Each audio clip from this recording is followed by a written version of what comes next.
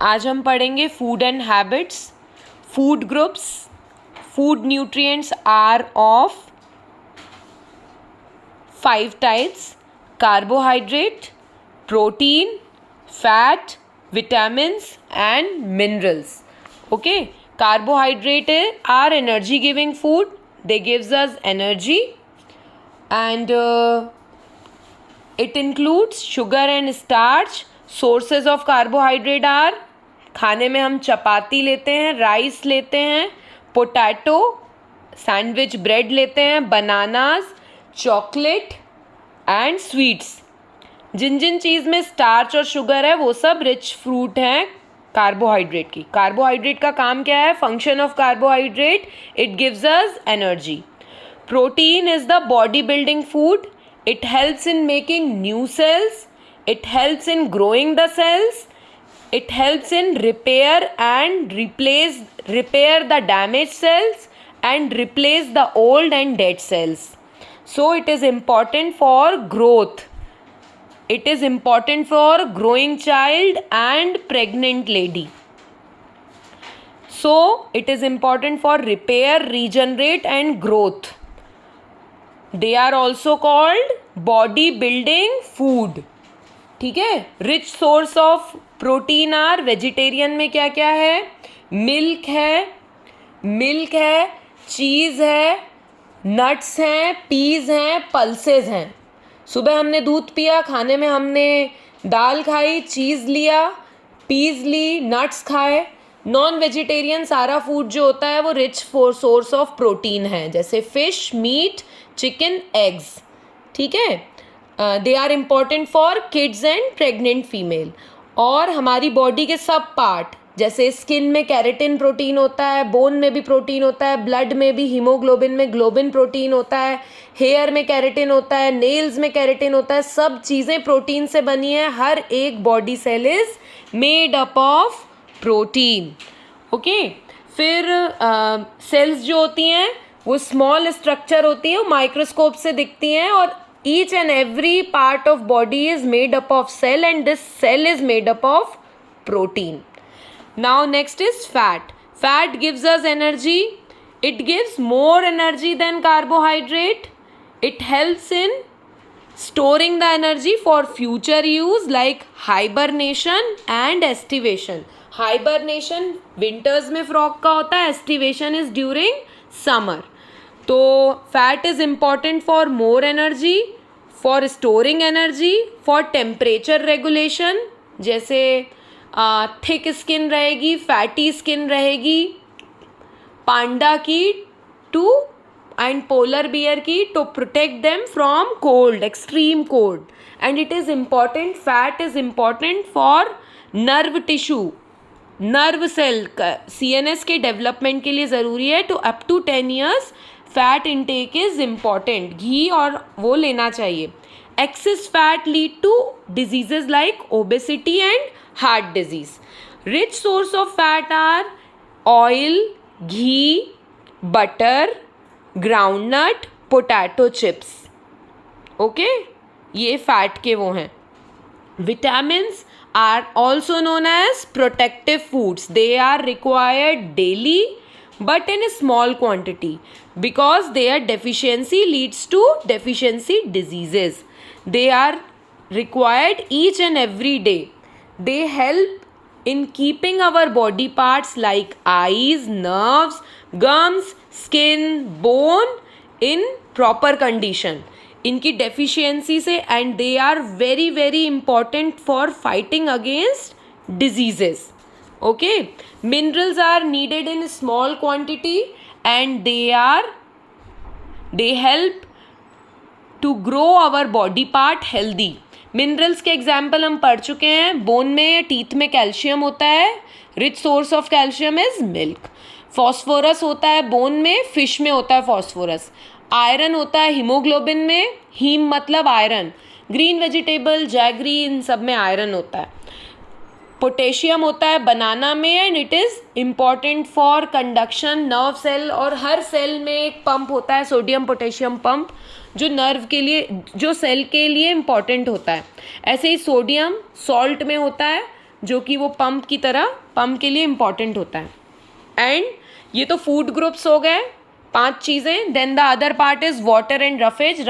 Roughage is the part which we cannot digest. Food part which we cannot digest is roughage.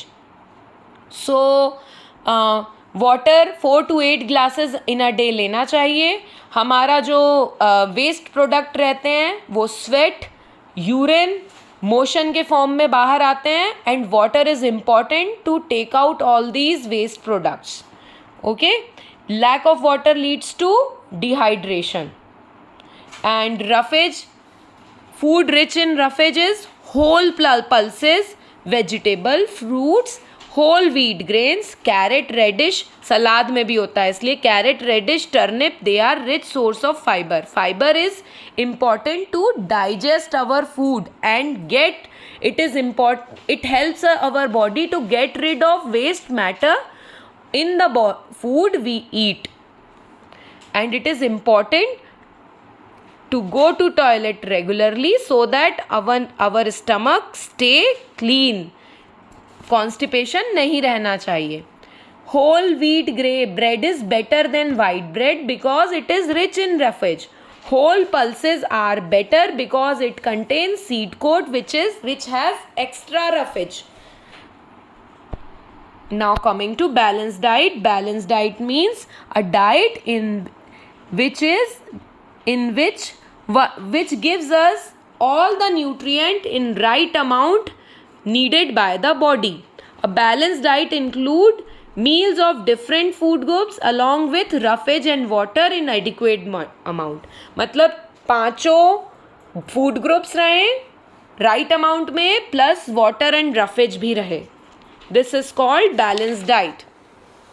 So balanced diet में हमें more carbohydrate, more vegetables चाहिए होते हैं as compared to protein and oil salt. ठीक है. Sunlight 10 minutes की in a day is necessary to activate our vitamin D. Junk food. So हाँ, importance of balance diet.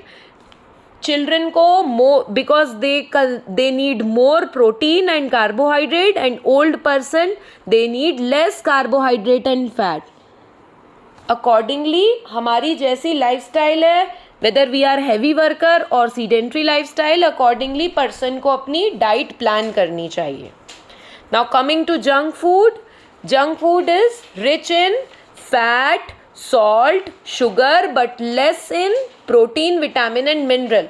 So these foods does not have much nutrients and not easy to digest. Examples अपने को पता ही है सारे. aerated drinks are also an example of junk food. ठीक है. इनके side effects क्या है? As they are rich in sugar and salt, they leads to raised in blood pressure and sugar levels, मतलब hypertension and diabetes. They leads to excess fat leads to obesity or weight gain, also known as weight gain. Or excess fat and carbohydrate leads to child feels fatigue and tired. Body takes more time to digest. It contains less fibers, तो digest करने में भी मुश्किल होगा. Now coming to sprouting and fermentation.